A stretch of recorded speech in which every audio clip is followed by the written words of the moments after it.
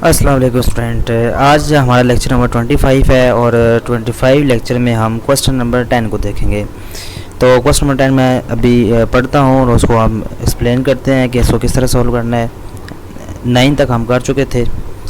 10 question कहता है according to the cash book of Sarfaraz limited company has a balance at bank 7600। अब यहाँ पे लोग कन्फ्यूज़ होते हैं कि यहाँ पे बैलेंस एट बैंक लिखा हुआ है। बैलेंस एट बैंक को अपना छोड़ें, आप इसको छोड़ दें। यहाँ पे देखें according to the cash book का बैलेंस है, ये बात याद रखनी है। बेशक आगे वो बैंक लिखे तो balance as per cash book होगा जो कि डेबिट होता है 7600 से, इसको डेबिट पे ही लिखना होगा, ठीक है।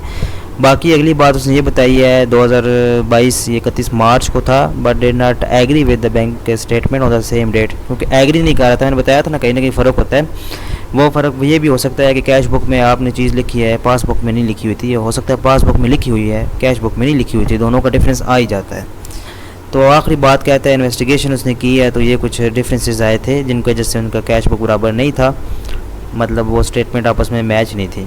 तो पहले जो काज है वो क्या है, ट्रेड सब्सक्रिप्शन जो थी वो 1000 थी, पेड बाय बैंक ने पेड कर दी थी 31 मार्च 2022 को, लेकिन इंटर नहीं की गई कैश बुक में। अब सिंपल सी बात यह है कि जब भी बैंक जो होता है वो आपकी बुक कम करता है, यानी पासबुक उनके पास होती है ना, आप ही की होती है, कम करता है तो वो डेबिट करते होते हैं, ठीक है।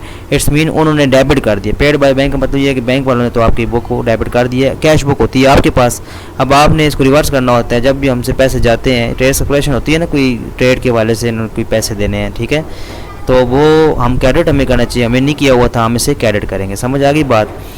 दूसरी एंट्री हमारे पास चेक पेड फॉर एडवर्टाइजिंग 10 मार्च को उसने एडवर्टाइजमेंट के लिए पे कर दिया था। चेक मतलब बैंक से पेमेंट हुई है। 394 has not been enter in the cash book, लेकिन कैश बुक में एंटर नहीं किया, ये भी क्रेडिट करेंगे क्योंकि पेमेंट होती है तो पैसे बैंक से डेबिट हो जाते हैं, कम हो जाते हैं, और हम क्या करेंगे, हम इसे क्रेडिट करेंगे। हमारे पास क्योंकि कैश बुक है, रिवर्स होता है इसका, तो हम इसे क्रेडिट कर देंगे कि हमारे पैसे चले गए थे। तीसरी एंट्री है चेक कह रहा है 2200 के सेंड किए थे क्रेडिटर को 30 मार्च को 2022 को, लेकिन क्या कह रहा है, were not paid by the bank until 5 अप्रैल 2022। यहाँ इस डेट तक, अब हमारा क्योंकि मार्च तक है ना, ये अप्रैल तक चला गया। अप्रैल तक जो है ना वो पेड नहीं की, ये अनपेड है, ठीक है, अनप्रेजेंटेड चेक है 2200 के, ये डेबिट होते हैं हमेशा।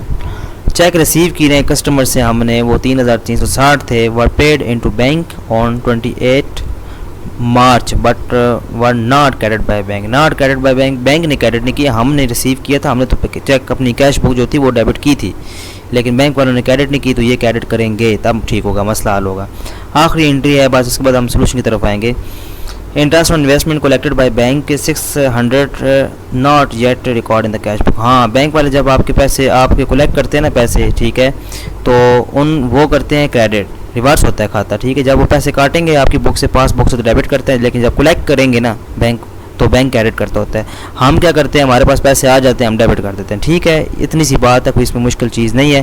प्रिपेयर हमने करनी है रिकॉन्सिलेशन स्टेटमेंट 31 मार्च 2022 तक। अब इसके सोल्यूशन की तरफ आते हैं। सबसे पहले बैलेंस लिखना है जो कि ऊपर सबसे ऊपर दिया गया 7600 का, डेबिट पे होगा, आपको नज़र आएगा नीचे सोल्यूशन पे। ये सबसे ऊपर नाम लिख दिया, रिकॉन्सिलेशन स्टेटमेंट। इसी तरह फिर आगे हमारे पास एज ऑन डेट आ जाती है जो उसने बताई हुई है मार्च वाली। सीरियल नंबर में आपने वही यहाँ पे लिख देना है फर्स्ट, अगर कोई सीरियल नंबर है तो लिख दे इधर, जो भी सीरियल नंबर है, मैं इसलिए लिख नहीं रहा, टाइम बचा रहा हूँ। Balance as per cash book हमें पता था 7600 का, सबसे पहली तो हमने यही बात की है। अब दूसरी एंट्री इसमें क्या थी, दूसरी एंट्री आपको वहाँ पे पढ़ के मैं बता देता हूँ। दूसरी में ये था, सॉरी पहली में ये था ट्रेड सब्सक्रिप्शन बैंक ने काटी है, तो बैंक क्या करेगा, बैंक तो करेगा डेबिट, हम क्या करेंगे क्रेडिट।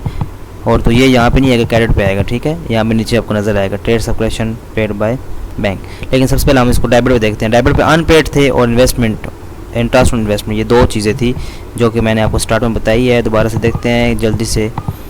एक तो ये था ना, हमारे पास चेक रिसीव किया था हमने, तो इसको नहीं, ये नहीं था, सॉरी, इंटरेस्ट ऑन इन्वेस्टमेंट था 600 रुपये का, उन्होंने क्रेडिट किया, हम डेबिट करेंगे। एक ये एंट्री आएगी आपकी ऊपर डेबिट में, क्योंकि डेबिट बैलेंस में डेबिट ही ऐड होते हैं, क्रेडिट में क्रेडिट ऐड होते हैं।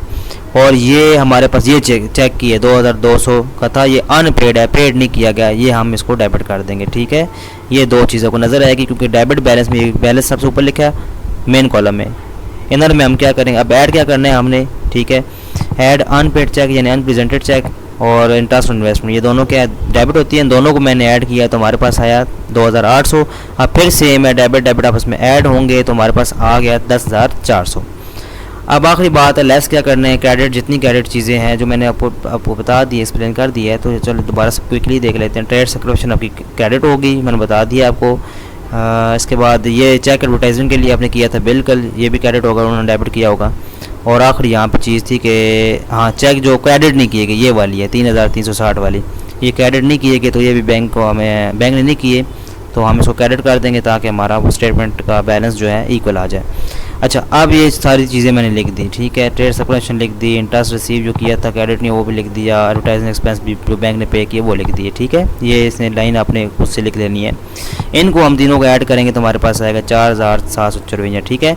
अब ये डेबिट है और ये क्रेडिट है, इन दोनों को, क्योंकि आपको पता है ये आप डेबिट और क्रेडिट आपस में लेस होते हैं, इसमें से ये माइनस हम करेंगे क्रेडिट वाली, तो हमारे पास जवाब आएगा 5,646। सवाल ये है, ये डेबिट बैलेंस है क्रेडिट है।